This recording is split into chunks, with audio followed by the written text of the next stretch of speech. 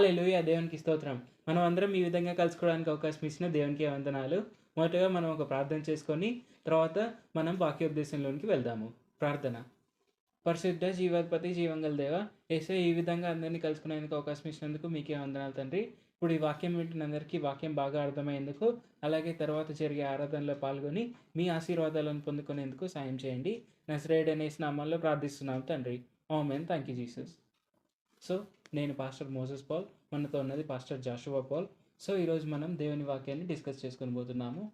So మనం గత 2 వారాలుగా కనుక చూసుకున్నట్లయితే ఏంటంటే, అంతకుముందు వారం మనం మొదటి సమూయేలు గ్రంథం మొదటి అధ్యాయం గురించి మనం డిస్కస్ చేసుకున్నామంటే, వాటి నుండి మనం ఏం నేర్చుకోవచ్చు. సో దేవుడు హన్నా ప్రార్థన ఎలాగ ఆలకించాడు, సమూయేలు ఎలాగ మందిరంలోనికి వెళ్ళాడు, అక్కడే జీవించడం మొదలుపెట్టాడు. సో అవి నేర్చుకున్నాము. మనము 2వ అధ్యాయంలో కనుక చూసుకున్నట్లయితే ఏంటంటే, మనము ఏమంటారు, తల్లిదండ్రులు ఎలాగ పిల్లలను పెంచాలి అనే దానిపైన ఎక్కువగా ఫోకస్ చేసాం. సో మనం ఎందుకు గర్వపడకూడదు, గర్వం ఉండడం వలన మనకు ఎలాంటి ఇబ్బందులు ఎదురవుతాయి, అండ్ అలాగే మనం పిల్లలని ఎలాగ పెంచాలి. సో ఆ విషయాలు మనం పోయిన ఆదివారం తెలుసుకున్నాము. సో ఈరోజు కంటిన్యూషన్గా మనం మొదటి సమూయేలు గ్రంథం మనము 3వ అధ్యాయంలో మనం డిస్కస్ చేసుకుందాం. సో అంటే 3వ అధ్యాయంలో ఎక్కువగా దేని గురించి ఉంటుందంటే, దేవుడు సమూయేలుతో ఎలాగ మాట్లాడతారు అనే దాని గురించి ఎక్కువగా ఉంటుంది. సో దాని నుండి మనం ఏం తెలుసుకోవచ్చు అనేది ఈరోజు మనం డిస్కస్ చేసుకుందాం. సో మొదటి సమూయేలు గ్రంథం 3వ అధ్యాయం మనం మొదటి వచనం నుండి కనుక చదువుకున్నట్లయితే, బాలుడైన సమూయేలు ఏలీ ఎదుట యెహోవాకు పరిచర్య చేయుచుండెను.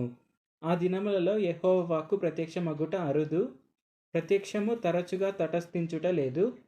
ఆ కాలమందు ఏలీ కన్నులు మందదృష్టి గలవైనందున అతడు చూడలేక తన స్థలమందు పండుకొని ఉండగాను, దీపము ఆరిపోక మునుపు సమూయేలు దేవుని మందసమున్న యెహోవా మందిరంలో పండుకొని ఉండగాను, యెహోవా సమూయేలును పిలిచెను.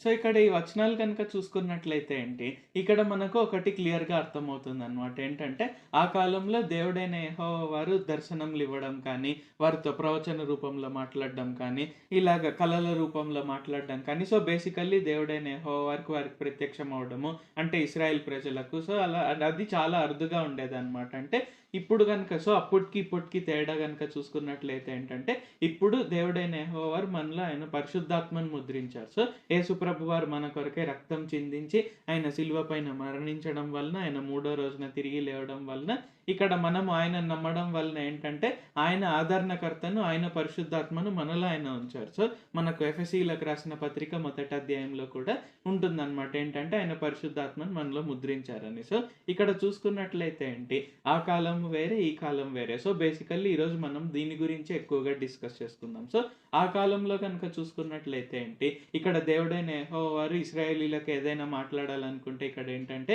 ఆయన యాజకుల పైన కావచ్చు, ఆయన ప్రవక్తల పైన కావచ్చు, దైవజనుల పైన కావచ్చు, ఆయన పరిశుద్ధాత్మను కుమ్మరించి, అంటే ఆ పర్టికులర్ సమయంలో సో ఆయన ఎప్పుడైతే మాట్లాడాలనుకుంటున్నారో ఆ సమయంలో ఆయన పరిశుద్ధాత్మను కుమ్మరించి వారితో మాట్లాడేవారు అనమాట. సో ఇశ్రాయేలుకి ఈ విధంగా జరగబోతోంది. సో వారు నా ఆజ్ఞలు పాటించలేదు కనుక వారు ఇలాగ వేరే దేశం కింద, వేరే దేశపు వారు వచ్చి చెరగొనిపోతారు.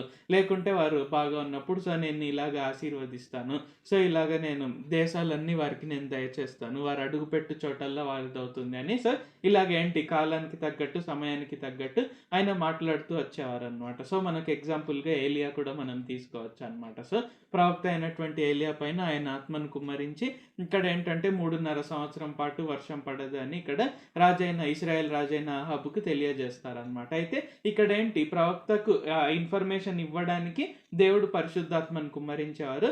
ఆ తర్వాత పరిశుద్ధాత్మ వారిపైన నుండి మరల దేవుని వద్దకు తిరిగి వెళ్ళిపోయేది అనమాట. అంటే పరిశుద్ధాత్మ నిరంతరం ముద్రించబడే విధంగా వారికి లేదనమాట. సో ప్రవక్తలకు కావచ్చు, దైవజనులకు కావచ్చు.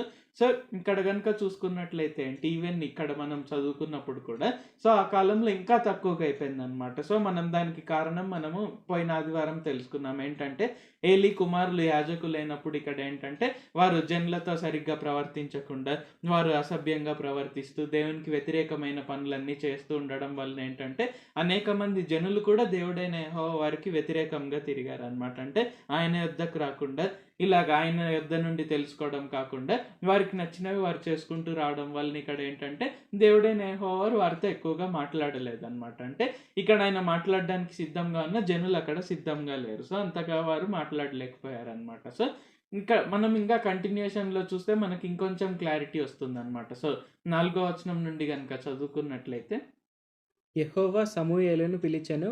అతడు చిత్తమండి నేనున్నానని చెప్పి ఏలీ దగ్గరకు పోయి, నీవు నన్ను పిలిచితివి గదా, నేను వచ్చినాననెను. అతడు, నేను పిలువలేదు, పోయి పండుకొమ్మని చెప్పగా అతడు పోయి పండుకొనెను. యెహోవా మరలా సమూయేలును పిలువగా సమూయేలు లేచి ఏలీ యొద్దకు పోయి, చిత్తము, నీవు నన్ను పిలిచితివి గనుక నేను వచ్చితిననెను. అయితే అతడు, నా కుమారుడా, నేను నిన్ను పిలువలేదు, పోయి పండుకొమ్మనెను. సమూయేలు అప్పటికి యెహోవాను ఎరుగకుండెను.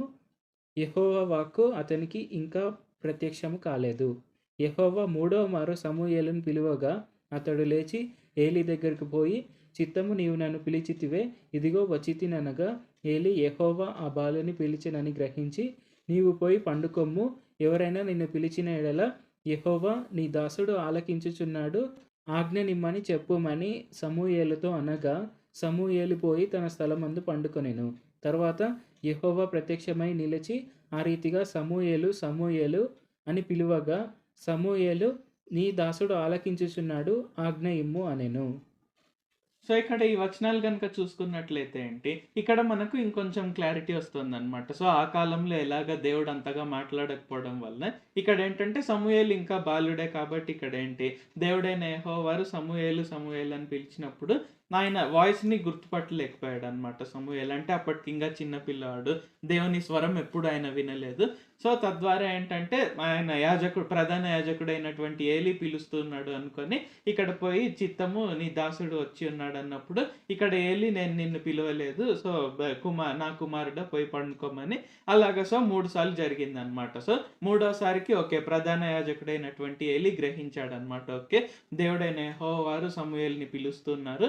సో, ఇక్కడ ఏంటి అప్పుడు సమూయేలుకు చెప్తాడనమాట ఆయన. ప్రధాన యాజకుడైనటువంటి ఏలీ ఏమని చెప్తాడంటే, సో, ఈసారి ఎవరైనా నిన్ను పిలిచినప్పుడు యెహోవా నీ దాసుడు వించున్నాడు, ఆజ్ఞ నిమ్మని నువ్వు బదులివ్వమని ఇక్కడ ప్రధాన యాజకుడైనటువంటి ఏలీ చెప్తాడనమాట. సో, ఇక్కడ మనం ఇక్కడి నుండి ఒకటి నేర్చుకోవచ్చు అనమాట. ఇక్కడ ఏంటంటే దేవుడైన యెహోవా వారు, యేసు ప్రభు వారు ఇక్కడ ఏంటంటే ఆయన పరిశుద్ధాత్మను మనలో ముద్రించారు కాబట్టి ఇక్కడ ఏంటి అప్పటి కాలం కన్నా ఇప్పుడు ఇంకా మనతో ఎక్కువగా మాట్లాడతారు ఆయన. అంటే పరిశుద్ధాత్మ ప్రేరేపణ ద్వారా కావచ్చు, ప్రవక్తల ద్వారా కావచ్చు, మనము పరిశుద్ధ గ్రంథం చదువుతున్నప్పుడే పరిశుద్ధాత్మ అలాగా మనతో మాట్లాడడం కావచ్చు, మనం ప్రార్థన చేస్తున్నప్పుడు కావచ్చు. సో, ఇలాగ ఏంటంటే అనేక విధాలుగా ఆయన మనతో మాట్లాడతారనమాట. సో, ఇక్కడ ఏంటి అది మనం గ్రహించాలి. సో, ఇక్కడ ఏంటి అఫ్‌కోర్స్ మనం మొదటగా అంటే ఇప్పుడే మనం యేసుప్రభు వారిని నమ్ముకొని, ఇప్పుడే మనం బాప్తిస్మం తీసుకొని మనం ఇంకా మొదటి రోజుల్లో ఉంటే అఫ్‌కోర్స్ మనకు కొంచెం అర్థం కాదు. సో, ఇప్పటికీ మనలో చాలా మందికి ఇలాంటి సందేహాలు ఉంటాయన్నమాట. ఏంటంటే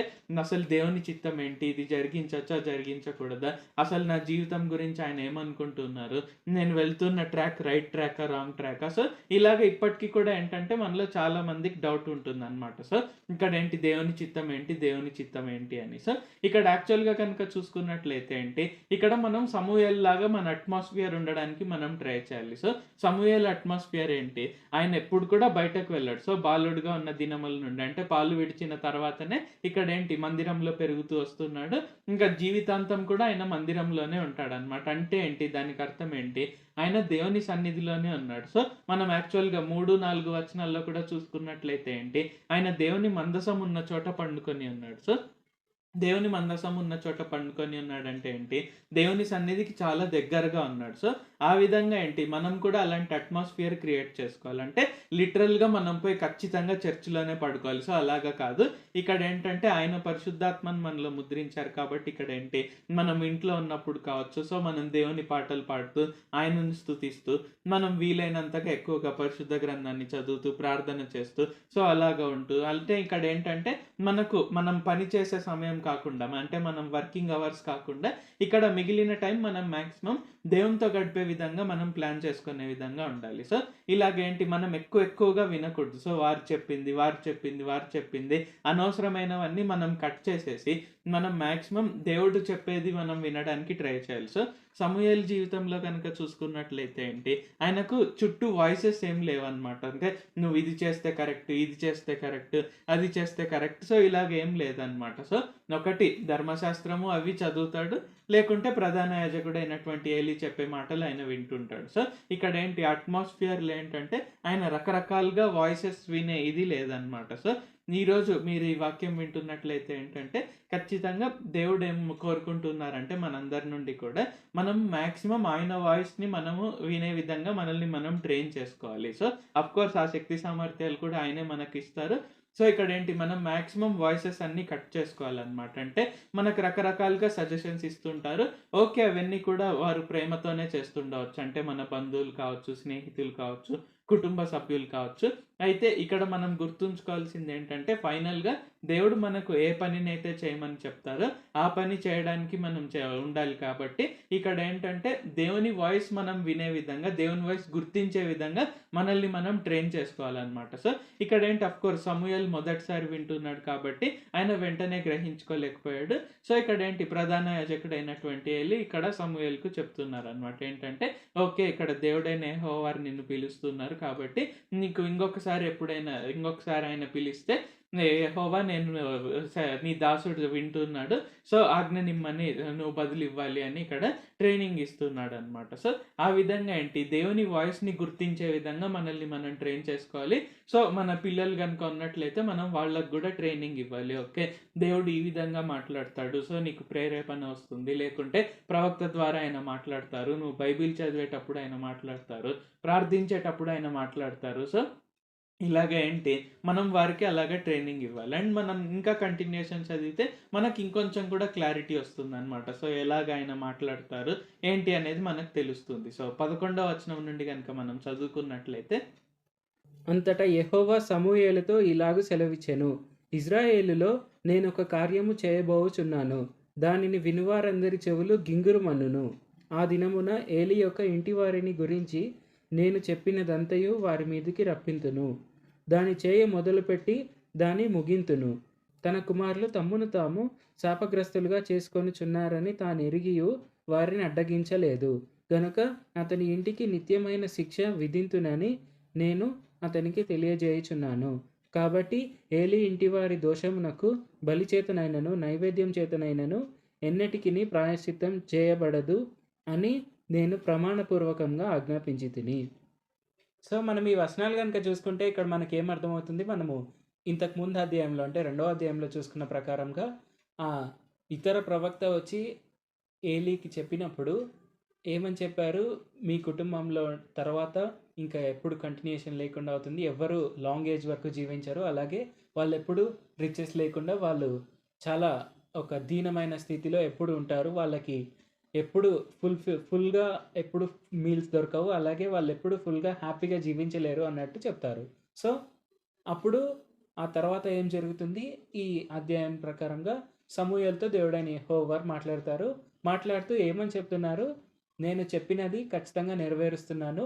ఇది వినే వారందరి చెవులు గింగురుమనేలాగా, అంటే ఇంగ్లీష్‌లో చూసుకుంటే ఇట్ విల్ టింగిల్ అని ఉంటుంది. అంటే వాళ్ళు షాక్ అయ్యేలాగా నిజంగా దేవుడైన యెహోవాకి పనిచేసిన ఒక హై ప్రీస్ట్ ఇలాగ కూడా శిక్షను అనుభవిస్తాడా అనే విధంగా ఉంటుంది అని ఇక్కడ యెహోవా చెప్తున్నారు. సో, యెహోవా మల్టిపుల్ వార్నింగ్స్ ఇచ్చారు ఆల్రెడీ. కానీ ఏలీ పిల్లలు అనేవాళ్ళు వాళ్ళు మారలేదు. సో, ఇక్కడ మనం ఒక అబ్జర్వేషన్ గనుక చూస్తే ఏలీ పిల్లలు వారు చిన్నప్పటి నుంచే అలా పెంచబడలేదు కాబట్టి వారు పెద్ద అయినాక కూడా మారలేదు. అంటే వారు చిన్నగా ఉన్నప్పుడే ఏలీ వాళ్ళని మంచిగా పెంచిండుంటే మేబీ దేవుడైన యెహోవా సన్నిధిలోనే నీట్‌గా పెంచిండుంటే వాళ్ళు వినేవారేమో, వాళ్ళు అలాగా అసలు చెడు మార్గంలోనికి వెళ్ళేవారు కాదేమో. సో, మనం గుర్తుపెట్టుకోవాల్సింది ఏంటంటే మన పిల్లలు కానీ ఇంకా ఎవరైనా వారు చిన్నప్పటి నుంచే దేవుడైన యెహోవా సన్నిధిలో ఉంటే అది వాళ్ళకి చాలా మంచిది. వారు పెద్దయ్యాక ఇంకా గొప్పగా ఆశీర్వదింపబడతారు. సో, చిన్నగా ఉన్నప్పటి నుంచే చర్చ్‌కి వెళ్ళడం అనేది చాలా చాలా ఇంపార్టెంట్. అండ్ అలాగ ఉండడం వల్ల దేవుడైన యెహోవా సన్నిధిలో బాగా పెరుగుతారు. ఇక్కడ మనం చూసుకుంటే సమూయేలు ఎటువంటి డిస్ట్రాక్షన్ లేకుండా ఆయన చిన్నప్పటి నుంచి యెహోవా వారి సన్నిధిలోనే మందసం ఉన్న మందిరంలోనే పెరుగుతూనిన్నారు. సో, లిటరల్‌గా యెహోవా వారి సన్నిధిలోనే పెరుగుతూనిన్నారు కాబట్టి, ఆయనకి ఎటువంటి ఇబ్బంది లేకుండా ఆయన యెహోవా వారి నుంచే డైరెక్ట్‌గా వినగలుగుతున్నారు. అలాగే యెహోవా వారి నుంచి డైరెక్ట్‌గా వింటూ ఆయన ఎటువంటి డిస్ట్రాక్షన్స్ లేకుండా అది ఫాలో కూడా చేస్తున్నారు. సో, మనం కూడా అలాగ ఉండవచ్చు.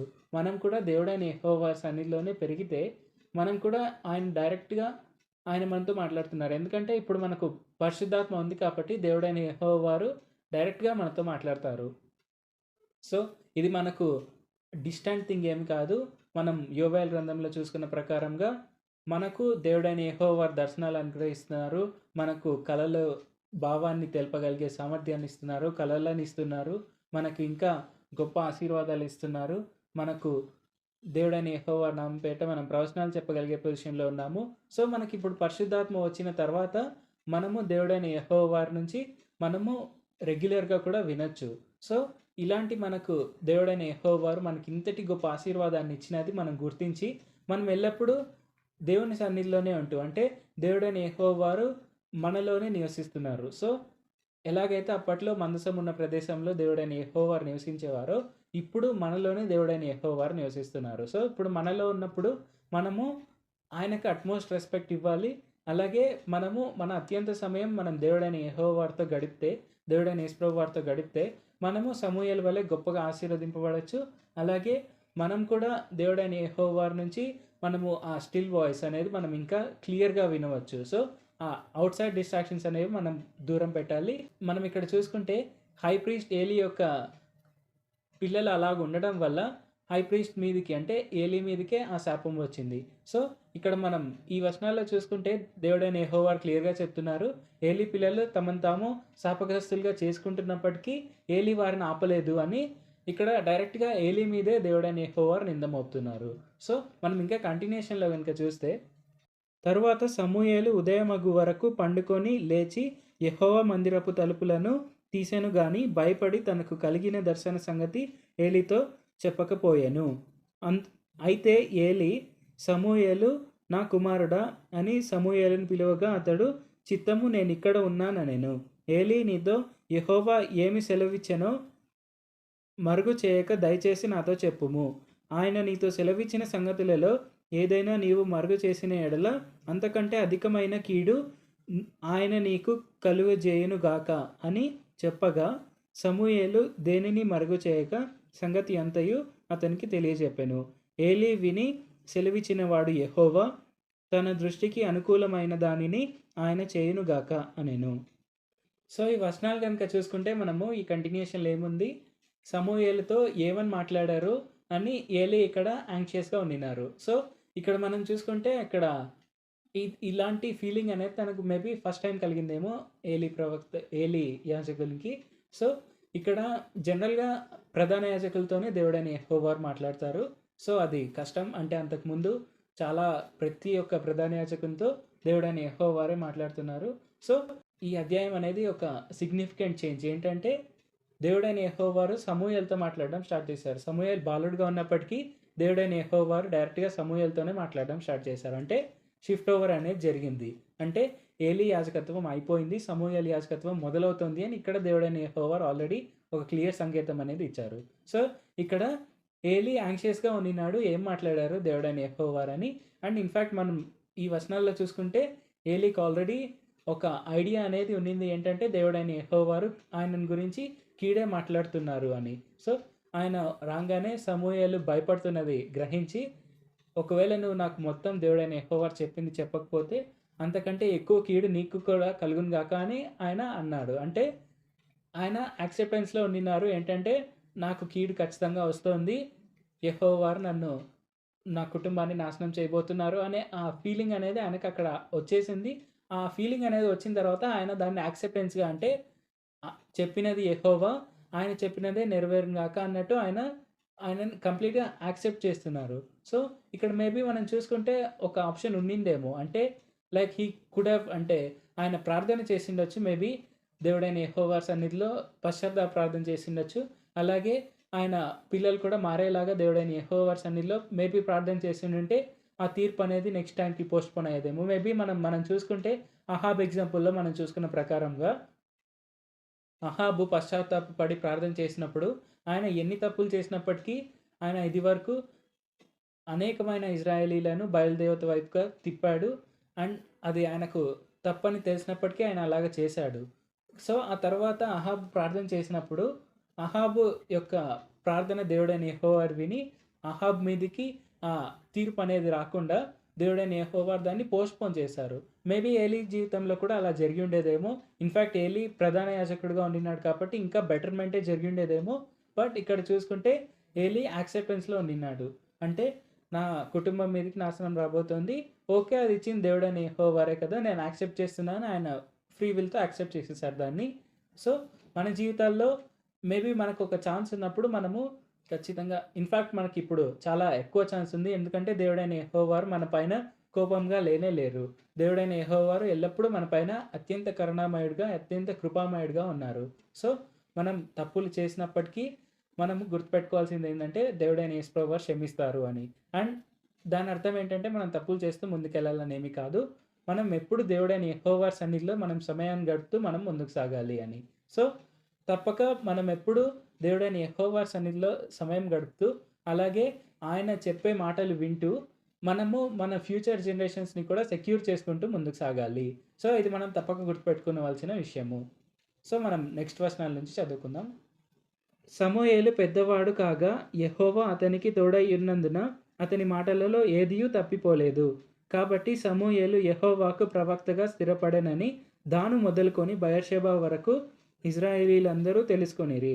మరియు షిలోహులో యెహోవా మరలా దర్శనమిచ్చుచుండెను. షిలోహులో యెహోవా తన వాక్కు చేత సమూయేలునకు ప్రత్యక్షమగుచూ వచ్చెను. సమూయేలు మాట ఇజ్రాయేలీలందరిలో వెల్లడి ఆయెను. సో ఇక్కడ ఈ వచనాల్లో కనుక చూసుకున్నట్లయితే ఏంటి, యాక్చువల్గా మొదటి వచనం కనుక చూసుకున్నట్లయితే ఏంటంటే దేవుడైన యెహోవారు దర్శనం ఇచ్చుచుండేది, ప్రత్యక్షమగుచుండేది తగ్గిపోయింది. కానీ మనం ఈ అధ్యాయం చివరికి వచ్చేసరికి చూసినట్లయితే ఏంటి, ఆయన సమూయేలుతో ఎక్కువగా మాట్లాడడం మొదలు పెట్టారు. అంటే మున్పటితో పోలిస్తే ఆయన ఎక్కువగా మాట్లాడుతున్నారు, ప్రత్యక్షమవుతున్నారు. సో ఇశ్రాయేలీలను గురించి ఆయన చెప్తూ వస్తున్నారు. అండ్ ఇక్కడ చూసినట్లయితే ఏంటి, ఒక్క మాట కూడా తప్పిపోవడం వలన ఓకే ఇశ్రాయేలీలందరూ కూడా ఒక కన్క్లూజన్కి వచ్చారు. అదేంటంటే ఓకే నిజంగా దేవుడైన యెహోవా వారు సమూయేలుతో మాట్లాడుతున్నారు. సో సమూయేలు నిజంగా ప్రవక్త అనేది గ్రహించి ఇక్కడ ఏంటంటే సమూయేలు మాటలు అందరూ వినడం మొదలు పెట్టారు.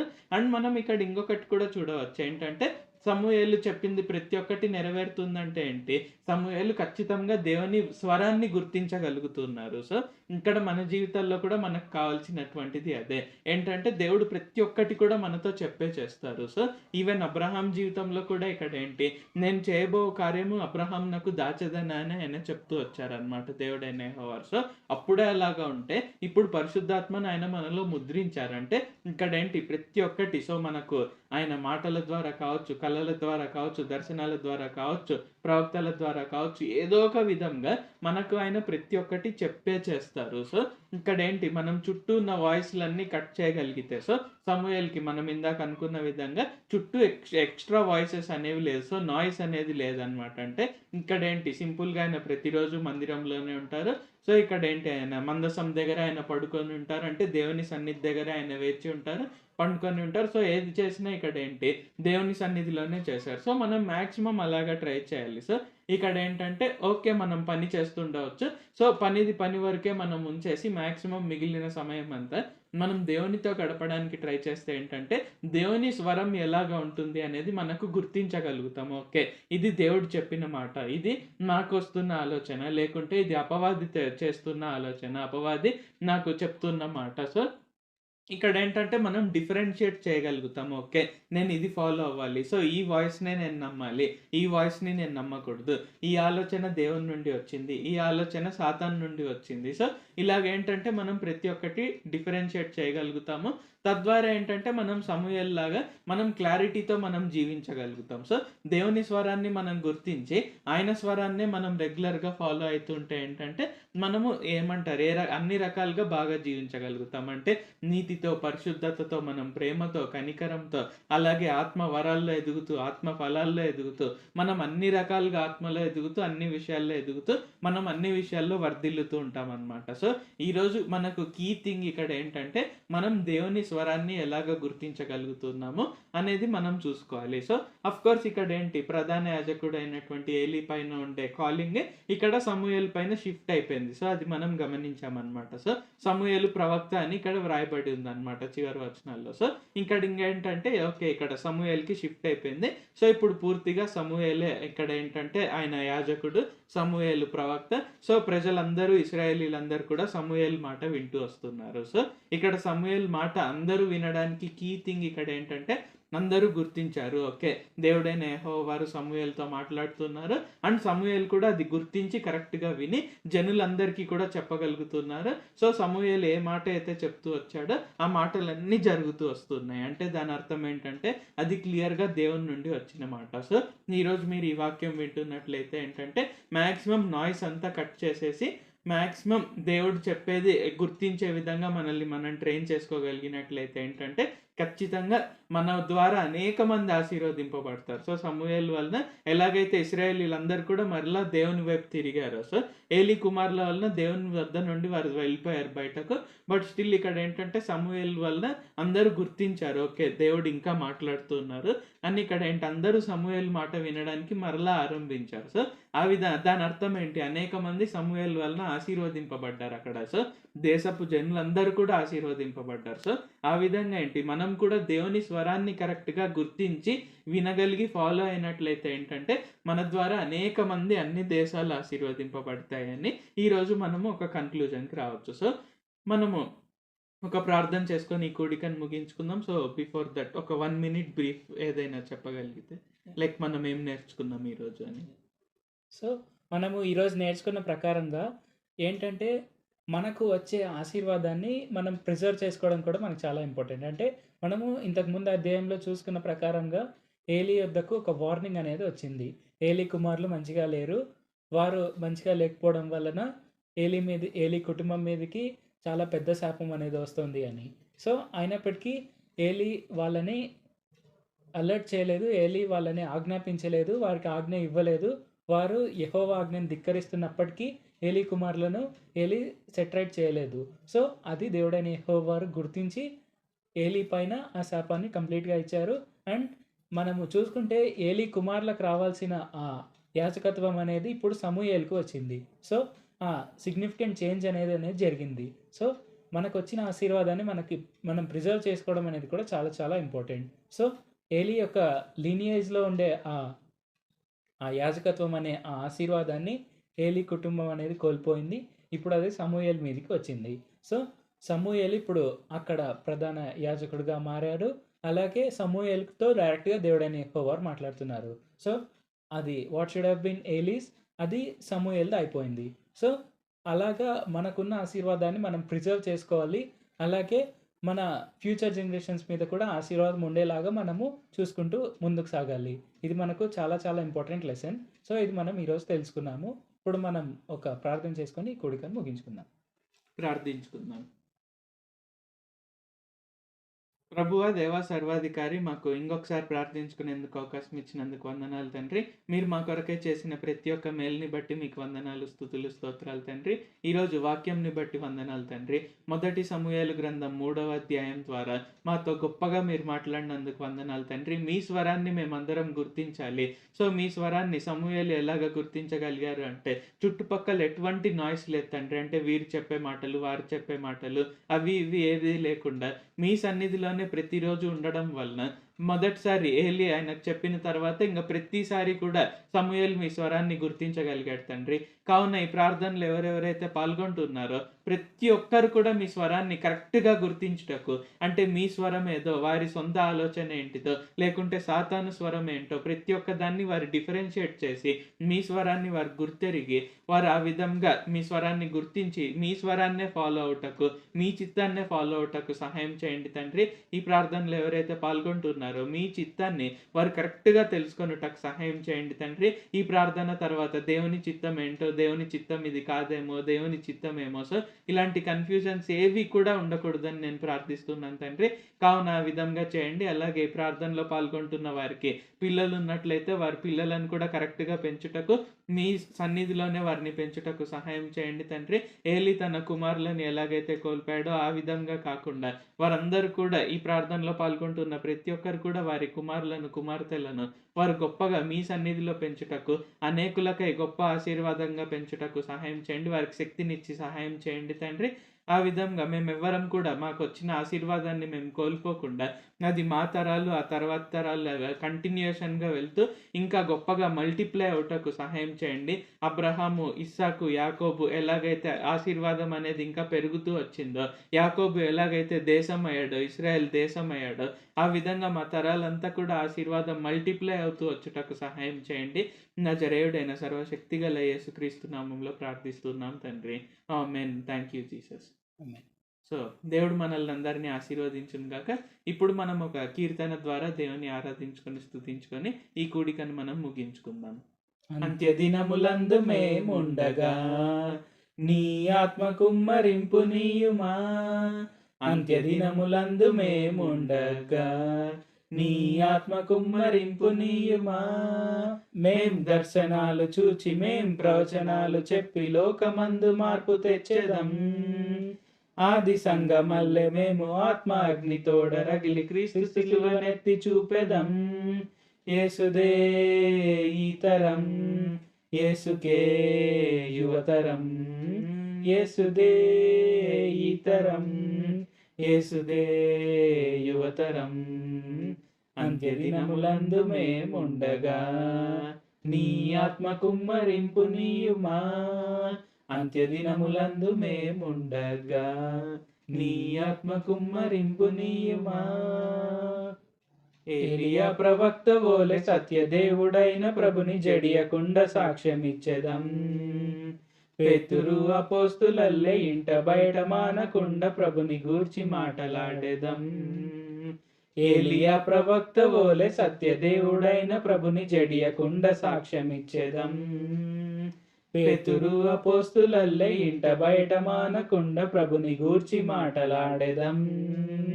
మేం దర్శనాలు చూచి మేం ప్రవచనాలు చెప్పి లోకమందు మార్పు తెచ్చెదం.